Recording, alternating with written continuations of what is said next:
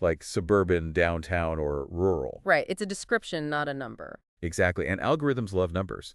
So we have to figure out a way to represent those categories numerically. That's called encoding categorical variables. I see. So you're basically giving each category a numerical code that the algorithm can understand. Exactly, it's like translating from English to math for our algorithm, and then there's handling missing values. Imagine some houses in your data are missing information about their square footage. We can't just leave those blank. Yeah, that would probably confuse the algorithm. For sure. So one common approach is to just fill in those missing values with the average square footage of similar houses.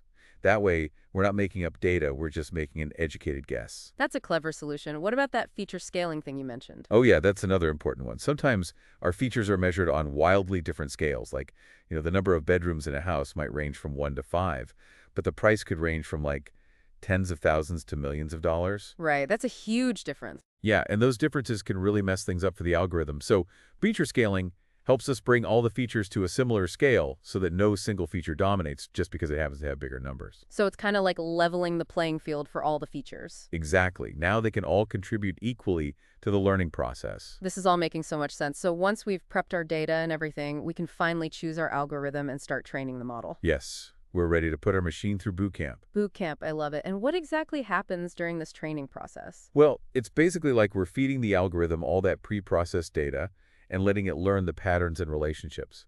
It's like showing it flashcards or practice problems over and over again. Okay, and it's during this training that the algorithm fine-tunes itself, right? Kind of like learning from its mistakes. Exactly. We adjust the setting of the algorithm to help it achieve the best possible performance on the training data. And after all that training, we test it out on that separate set of data to make sure it's really learned something, right? You got it. We want to see how well it performs on data it's never seen before to make sure it can actually generalize what it's learned. So it's like a final exam after boot camp. Yes. And if it doesn't do so well, we might have to go back and tweak things a bit. Maybe change some settings, maybe even try a different algorithm altogether. It's all about experimenting and finding what works best. This has been so enlightening. All this talk about data prep and algorithms made machine learning sound really technical. Oh, it can be, for sure. But it's also incredibly exciting and creative. There's so much we could do with machine learning. Absolutely. And you know what? Before we get too deep into the technical stuff, I want to circle back to something we touched on earlier, that whole idea of AI being used for sustainability. Ah, yes. It's a fascinating and important topic. It is. Can you tell us a bit more about how that works? I mean, how is AI being used to make our world more sustainable? Well, one of the most exciting areas is in optimizing energy consumption. For example, AI is being used to develop what are called smart grids, which can predict energy demand and make sure electricity is being distributed efficiently. So it's like having an intelligent traffic cop for the power grid, making sure everything flows smoothly. Exactly. AI can also help us make our buildings more energy efficient, by analyzing how energy is being used and identifying areas for improvement. Oh, like those smart thermostats that learn your temperature preferences and adjust accordingly. Yeah, those are a great example. And speaking of energy, AI is also being used to optimize renewable energy sources like solar and wind power. Oh, interesting. How so? Well, AI can analyze weather patterns and predict things like cloud cover and wind speed, which helps make sure those renewable energy sources are as efficient as possible. That's amazing. So AI is really being used to help us harness the power of nature in a smarter, more sustainable way. Absolutely. And these are just a few examples. There's so much more happening in this space. This is all so inspiring. I can't wait to delve deeper into those applications. We'll definitely explore more of that next time. Well, folks, it looks like we've reached the end of another deep dive. But don't worry, the journey continues in our next part where we'll explore even more fascinating applications of machine learning.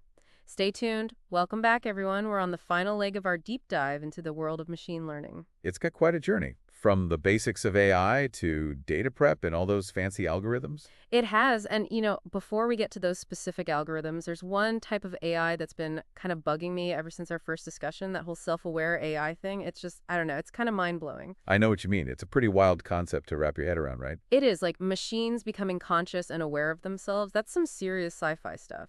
It makes you wonder about the future. Absolutely. If machines could actually reach that level of intelligence, it would definitely change everything.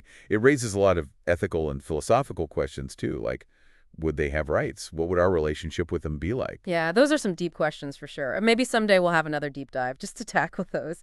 But for now, let's bring it back to the algorithms that are already out there shaping our world today. Sounds good. Where do you want to start? Well, what are some of the most common machine learning algorithms and how do they actually work? Okay, well, one of the simplest and most widely used algorithms is called linear regression. Linear regression, okay. It's great for predicting numerical values, like say you're trying to predict the price of a house based on its size, location, and the number of bedrooms. Right. Linear regression basically tries to find the best fitting line that represents the relationship between those features and the price. So it's kind of like drawing a straight line through a bunch of data points on a graph, trying to find the line that comes closest to all of them. Exactly. And once you have that line, you can use it to predict the price of a new house, even if you've never seen that specific house before. Oh, that's pretty cool. So what about algorithms for classifying things, like, say, figuring out if an email is spam or not? Good question.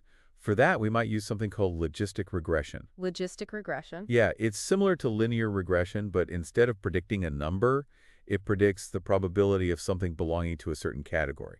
Like, what's the chance this email is spam? So it's like a detective gathering evidence to determine whether an email is guilty of being spam or not. Exactly. And there are tons of other algorithms out there too, like decision trees, which break down a problem into a series of decisions, kind of like a flowchart.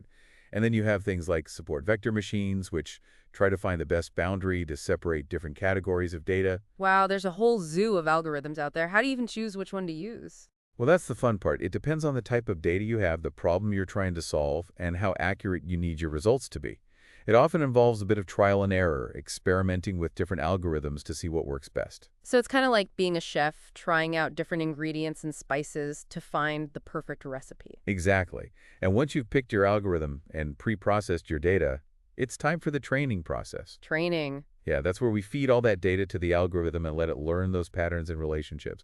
It's like sending it off to boot camp to get in shape. Boot camp for algorithms. I love it. And during this training phase, we fine-tune the algorithm, kind of like adjusting the settings on the machine to make sure it's working at peak performance. Got it. And then after all that training, we test it out on that separate set of data, right? To make sure it actually learned something. Yep, that's the evaluation phase. We want to see how well the algorithm can apply what it's learned to new data it hasn't seen before. It's like the final exam after boot camp. Exactly. And if it doesn't pass the test, we might have to go back and adjust things, maybe even try a different algorithm. It's all part of the process. Well, this whole dive has been incredibly insightful. I feel like I've gained a whole new appreciation for machine learning. It's a fascinating field, isn't it? And it's only going to get more exciting from here. It is. And you know what? It's not just about the algorithms and the technical stuff. It's about how we can use this technology to make a real difference in the world. Absolutely. It has the potential to solve some of our biggest challenges like we talked about with sustainability. Exactly. So as we wrap up our deep dive today, I just want to leave everyone with this thought.